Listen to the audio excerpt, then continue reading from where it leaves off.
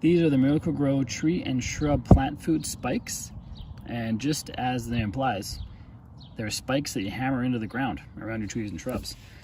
These ones are for spring and fall use, and how you use them specifically is described right here. You apply them early spring and mid-fall, once in each of those seasons. You need to have the ground wet before you put them in. You place the enclosed plastic cap on top of the spike, we'll see it in just a second. Drive the spike into the ground around tree or shrub, following the drip line, as illustrated there. Spikes should be at least 90 centimeters or 3 feet apart. For small trees and shrubs with a drip line closer than 2 feet or 60 centimeters, insert the spikes every 60 centimeters or 2 feet away from the center of the shrub or the tree trunk. Remove the plastic cap after you've hammered in so you use it again in the future, and drive the spikes 5 centimeters or 2 inches below the surface of the soil. And down here it shows how many spikes you could potentially use depending on the diameter of the drip line around the tree. There's a little table here, so you just measure the diameter of the drip line, and it shows you how many spikes you probably use in that diameter on that one drip line. And just in case you're well versed in your fertilizers, these ones are 15, 5, 10. And today we're going to put them on our hedge. Our hedge drip line's right here. The drip line does not go around the hedge. This goes in a straight line, so it's going to put a spike near where the water comes out, which is this hole right there. I'm going to put one at every shrub. It says on here every 3 feet you're supposed to put one, but we've got so many shrubs close together. At every shrub I'm going to put one of these spikes. And when you open the bag, inside the sealed box we find our spikes. So this is one of the spikes here.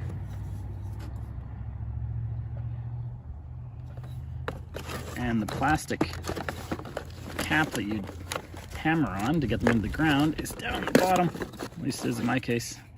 There it is. So you put the plastic cap on top of the spike, make sure the ground is wet, and you hammer it in. I like to make a bit of a hole first with the hammer, just knock a hole in there, loosen it up a bit. We've got landscape fabric under here too, so you might have to fight with that. And then you just hammer it in. You're supposed to go until it's 2 inches below the surface. I don't know if that means the top of the spike or the bottom, because right now I'd be done, but there's still a bunch above the surface, so I don't know what that means exactly, the 2 inches below the soil surface. I'm just going to get this down to the soil level so I can cover it up so they're hidden, and that'll be good. You can see the top of the spike's been pulverized, and after the first spike, our little plastic cover is broken already. So it's not perfect by any means. This should probably happen by the last spike, not the first one. So what I'm gonna do is make a better hole to begin with, so there's less pounding on the plastic cap. Because if I just hit the spike with the hammer, it's just gonna shatter and pulverize. So you need to have this cap. Let's just cover this up, and there we go. It's ready to fertilize our hedge once the irrigation turns on. And we use these every year. We have a lot of hedges, as you can see, and they keep them quite nice.